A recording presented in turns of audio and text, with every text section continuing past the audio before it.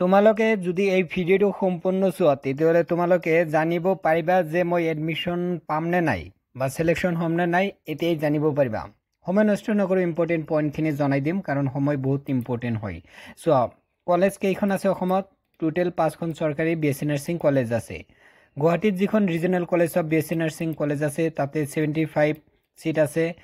BSc nursing college ডিব্ৰুগড়ত 75 seat আছে। Silchar medical কলেজৰ BSc নাৰ্ছিং কলেজত 75 আছে।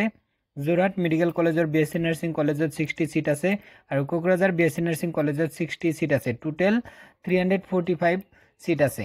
এতিয়া তোমালোকক জনাই দিয়া হ'ব চোৱা যে কিমান পাৰ্সেন্ট পালে পাস হৈছিল আগতে বা কোৱালিফাই হৈছিল।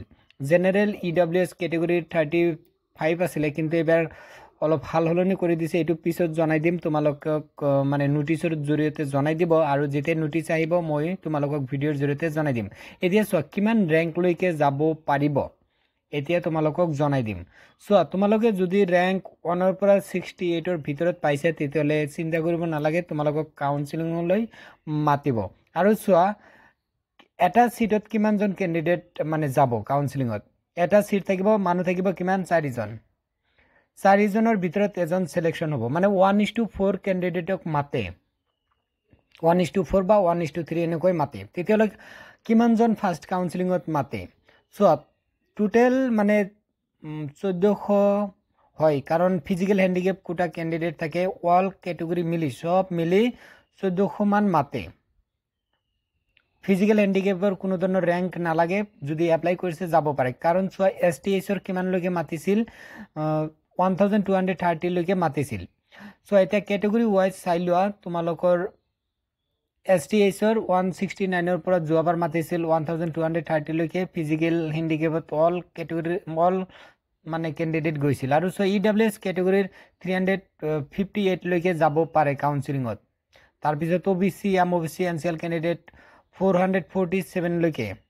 তাৰ পিছত চোৱা এটো কি ক্যাটাগৰি? STPৰ 169 ৰ পৰা 811 লৈকে যাব পাৰে। যদি ইমান ৰেংক পাইছে তেতিয়াহ'লে অলপ তোমালোক আইডিয়া পাইছে, তোমালোকে মানে যোৱাৰ এবাৰ চান্স আছে, ফাৰ্স্ট কাউন্সেলিংতে তোমালোকে যাব পাৰিবা। সো আৰু আছিল SCৰ চোৱা 707 লৈকে, আৰু আছিল TGL XTGLৰ 670। চোৱা ইমান মই ৰেংক জনালো, এইবিলাক মানে পিছত আকৌ সেকেন্ড কাউন্সেলিং কিমান হ'ব? সেকেন্ড কাউন্সেলিংলৈ ইমান নহয়, তোমালোকক জনাই দিছো সেকেন্ড কাউন্সেলিং কিমান মাতে। আৰু সো অল ক্যান্ডিডেট 200 লৈকে মাতে, 204 ধৰি লোৱা এনেকৈ মাতে সেকেন্ড কাউন্সেলিং লৈকে। OBC MOBC 667 লৈকে মাতে। তাৰ পিছত STPৰ 904 লৈকে আৰু STHৰ 1384 লৈকে মাতিছিল লাষ্ট ইয়াৰত। SC ক্যাটাগৰি 807, EWS 402 ইয়াৰ ভিতৰতে মাতে। এতিয়া চোৱা আৰু বাকি যিবিলাক ডিটেইলছ আছে মই জনাই দিম যে এডমিশন ফি কিমান লয়। তোমালোকে এডমিশন বা যেতিয়া তোমালোকে সিলেকশন হ'বা তেতিয়া তোমালোকে 15000 মান ৰেডি কৰি ৰাখিবা, কাৰণ তোমালোকৰ এডমিশন ফি কলেজ ওয়াইজ বেলেগ বেলেগ হ'ব। 15000 মান ৰেডি ৰাখিবা। আৰু হোস্টেল ফিটো কিমান হ'ব চোৱা। আৰু এটা ইম্পৰ্টেণ্ট পইণ্ট, এডমিশনৰ সময়তে তোমালোকৰ ইউনিফৰ্মৰ পইচাটো ল'ব পাৰে আৰু হোস্টেলৰ খোৱাৰ বাবদ তোমালোকৰ ফিটো ল'ব। চৰকাৰীত পালে তোমালোকৰ মানে খোৱাৰ বাবদহে ল'ব, হোস্টেল ফিটো দিব নালাগে। অনলি যিটো খোৱাৰ বিল হ'ব 3000 হ'ব পাৰে, 3500 হ'ব পাৰে, এনেকুৱা হ'ব, বেছি নহয়।